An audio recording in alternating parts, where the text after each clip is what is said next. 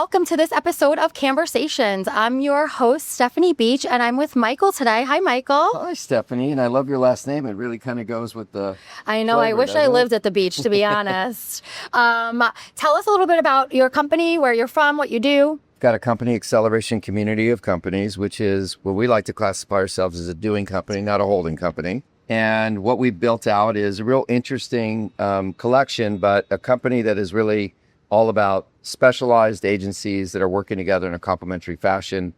We either work independently agency with each client, or we can develop an integrated approach where we can layer in all the agencies. Amazing. We got 10 companies. 10 companies, that's a lot to manage. And how are you liking the conference so far? I think it's really great. It's a very interesting time of the year. You know, you've got January, CES usually kicks off the year. It's always a time where everyone's filled with hope. Yes, lots of hope. and then certainly you have Cannes that's more middle of the year. But this is a real interesting time where it's still early enough in the year where you can get a beat on things, you can adjust, and you can kind of get a preview of what the rest of the year might look like. Last year at this time, after the concept of Doge and tariffs was introduced in all of our lives, it was it cast a little bit of a pall.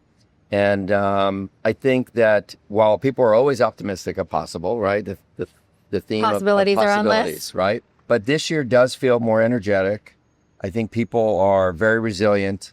I think the market has hung in there despite the fact that big companies are letting go of people. And we don't know how much of that is in anticipation of AI technology or just changing the way companies are operating after many years of just constant hiring. Yeah. Still needs to be figured out. So working with so many agencies and all of the companies that you work with, being online a lot, advising clients, what percentage of traffic do you think is not real? I think it varies depending on platform. Okay.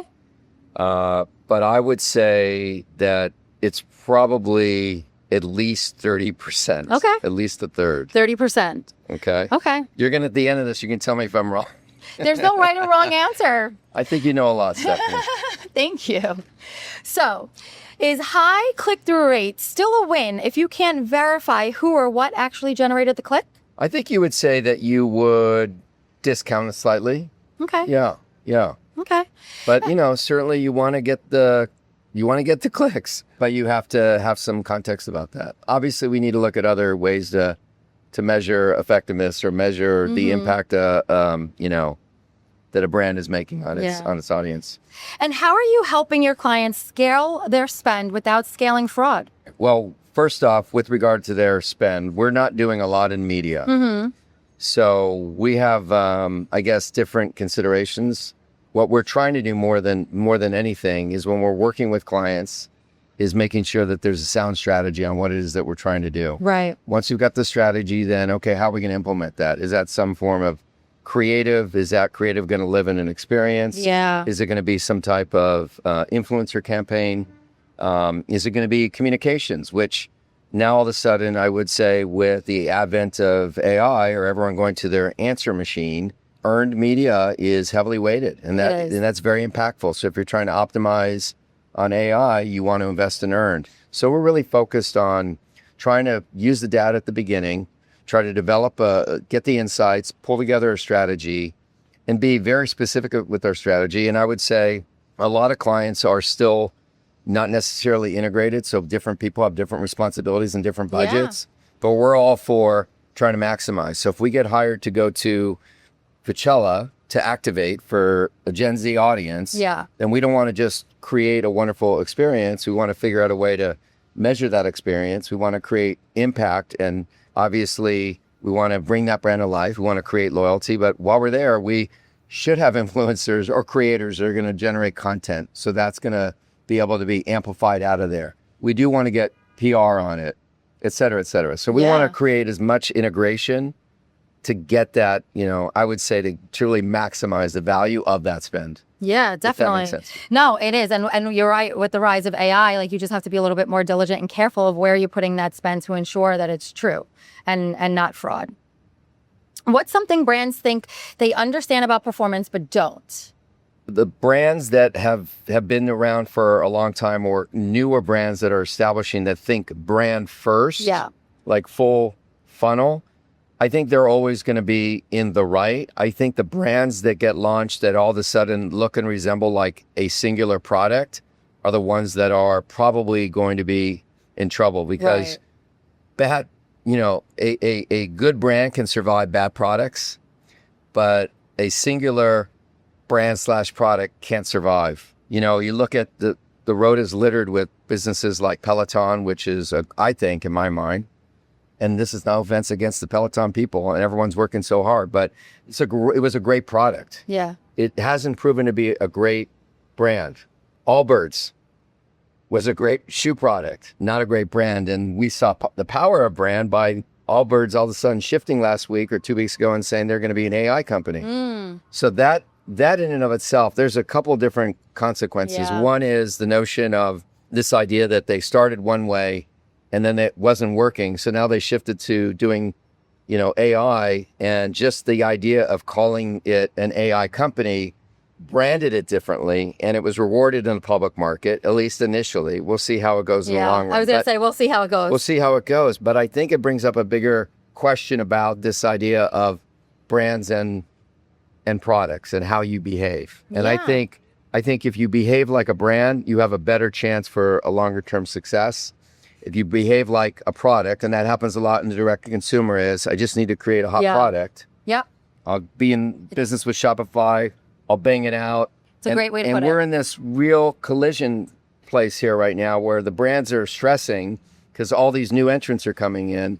But a lot of those new entrants, the vast majority are going to fail. Yeah. Because it's very product driven. Where do you see clients optimizing towards the wrong things? Well, I think sometimes clients, they don't think about audience. They're chasing a strategy like, oh, we need a influencer strategy, which may be the case.